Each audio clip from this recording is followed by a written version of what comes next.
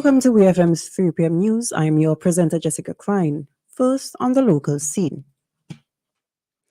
Members of the Milton Cato Memorial Hospital Psychology Department delivered a lecture to the telecommunications staff of the Royal St. Vincent and the Grenadines Police Force on the topic stress management on the 2nd of February 2023.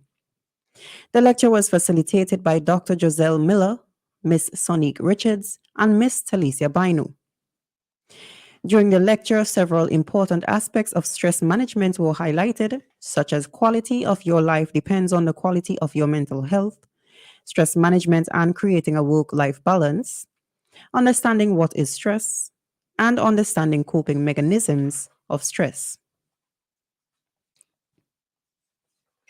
The Rotary Club of St. Vincent South, in partnership with the Ministry of Agriculture and Eastern Caribbean Group of Companies, ECGC, will be providing 8 poultry farmers from North Windward with rehabilitation assistance. These farmers lost over $500,000 in chicks, adult poultry, and pens after being severely impacted by the volcanic eruptions of La Soufrière in 2021. President of the Rotary Club of St. Vincent South, Mr. Court Duggan, said that they had stepped into action immediately after the eruptions and through disaster relief funding donations have been assisting people in North Windward and North Leeward. Mr. Duggan said after their assessment, the Rotary Club of St. Vincent South, with guidance from the Ministry of Agriculture, identified poultry farmers who were severely impacted by the ashfall, particularly in the North Windward red zones. To date, Rotary's donation is over $160,000 for pens, labor, chicks, and feed. Rotary will continue to work closely with the poultry industry and other stakeholders to ensure successful rehabilitation of the poultry industry in the North Windward area.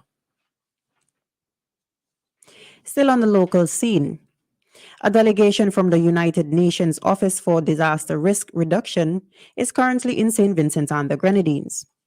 The delegation is headed by Mrs. Mami Misatori, Special Representative of the Secretary General for Disaster Risk Reduction and head of UNDRR, along with officials from the Risk Reduction Department for a high-level meeting with the Prime Minister, Dr. Ralph Gonsalves. The meeting has been convened to discuss ongoing initiatives with St. Vincent and the Grenadines, with particular focus on policy developments in building coherence between disaster risk reduction and climate change adaptation. Additionally, the scope for discussions includes the Making Cities Resilient initiative that was implemented in Arnesville and the advancement of the multi-hazard early warning systems agenda and other pertinent matters.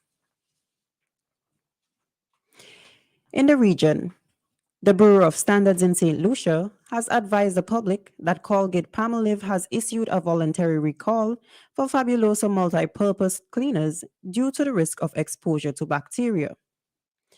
According to St. Lucia Times, the recalled products may contain Pseudomonas species bacteria, which are environmental organisms found widely in soil and water. Colgate-Palmolive indicates that the correct amount of preservative was not added to the affected batches during the manufacturing process, leaving the bottles at risk of bacterial overgrowth. People with weakened immune systems, external medical devices, or underlying lung conditions who are exposed to the bacteria face a risk of serious infection that may require medical treatment. The bacteria can enter the body if inhaled, through the eyes, or through a break in the skin. Still on the regional scene, a High Court judge in Trinidad has granted a stay against the prison's service, preventing them from taking disciplinary action against prisons officer Arshad Singh. In reference to Guardian Media, Justice Margaret Mohammed ruled no disciplinary action could be taken until the hearing and determination of this action or until further order. Singh, through his attorney Imran Khan, filed 2 matters against the prison service: a judicial review matter concerning the failure to promote him as due, and a constitutional motion challenging the validity and unconstitutionality of the prison service order, which prohibits the wearing of a bed. According to court documents, on the 2nd of February, the Commission of Prisons brought a case of misconduct against Singh, saying he was disobedient. And finally, on the international scene, China's local leaders are being urged by a senior health official in Beijing to find ways to boost the country's birth rate. Yang Wenzhang encouraged officials to take active steps to tackle the detrimental effects of China's long-standing anti-population growth policy. In 2022, there was just 6.77 births per thousand people in China, the lowest birth rate on record and down from 7.52 births in the previous year.